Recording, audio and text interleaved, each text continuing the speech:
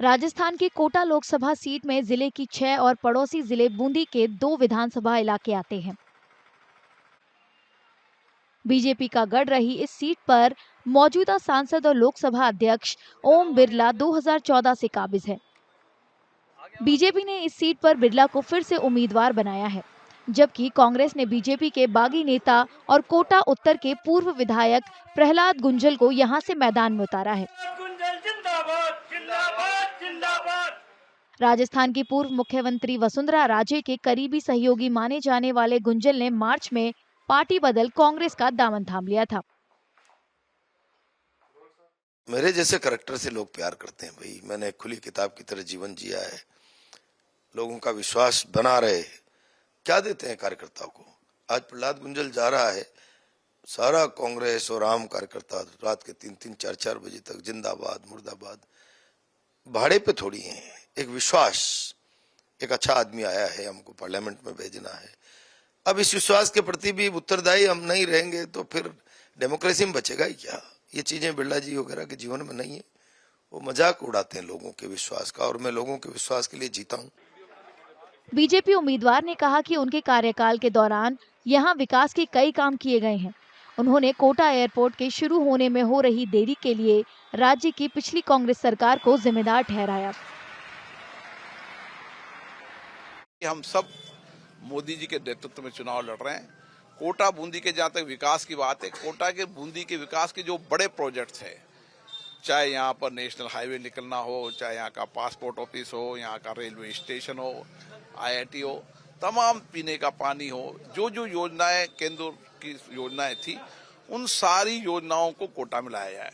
कोटा का एयरपोर्ट भी अगर कांग्रेस सरकार समय पे पैसा जमा करा देती तो आज कोटा का एयरपोर्ट शुरू हो चुका है, लेकिन भारतीय जनता पार्टी की सरकार आते ही उन्होंने पैसा जमा कराया। बाकी जो काम रेगुलर नियमित प्रक्रिया है चलते रहते हैं, लेकिन कोटा में कोई विकास का एक ऐसा विषय नहीं है जिसमें कोई कमी छोड़ी हो। वोटरों का कहना है कि इलाके में बेरोजगारी और महंगाई बढ़ रही है। यहाँ के लोग नेताओं के आधे अधूरे वादे से भी परेशान हैं। कोटा के मुद्दे यही हैं सर कि विकास होना चाहिए, हर इंसान को रोजगार मिलना चाहिए और हर बेरोजगार को रोटी और दोनों टाइम की जो है उसको सुविधा मिलनी चाहिए, वर्कर काम मिलना चाहिए, फैक्ट्रियां डलवाना चाहिए। जमीन पे जो महंगाई को लेके जो हकीकत है उस पर केंद्र सरकार सफल नहीं हो पाई है। आम आदमी आज बुरी तरह परेशान है। पिछली सरकार में प्रधानमंत्री का खुद जयपुर में सभा हुई थी, उसमें ये वादा था कि अगर हमारी सरकार आएगी तो हम 400 रुपए में सिलेंडर जनता को देंगे।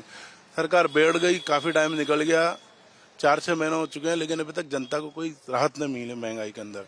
आप देख लो, आम जो वस्तुएं हैं, तेल, किराने की, पेट्रोल, डीजल, ये सब इनके दाम आसमान पर हैं। तो बीजेपी के लोग वादा तो करते हैं लेकिन निभाते नहीं है। कोटा एजुकेशन हब के रूप में भी जाना जाता है।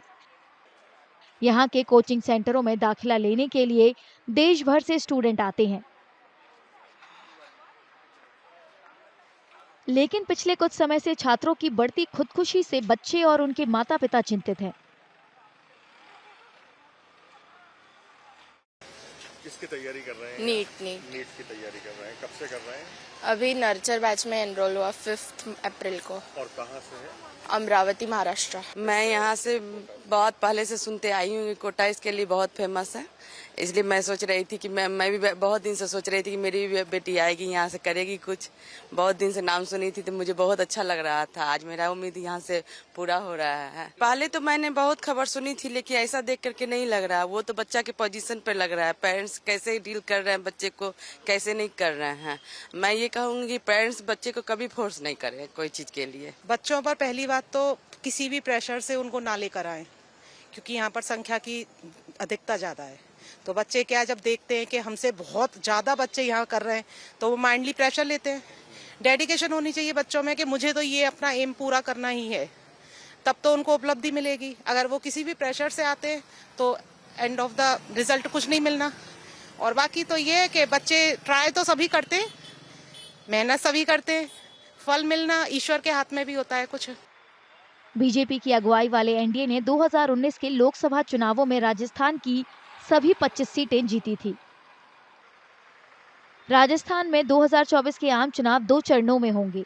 कोटा में दूसरे चरण में 26 अप्रैल को वोट डाले जाएंगे।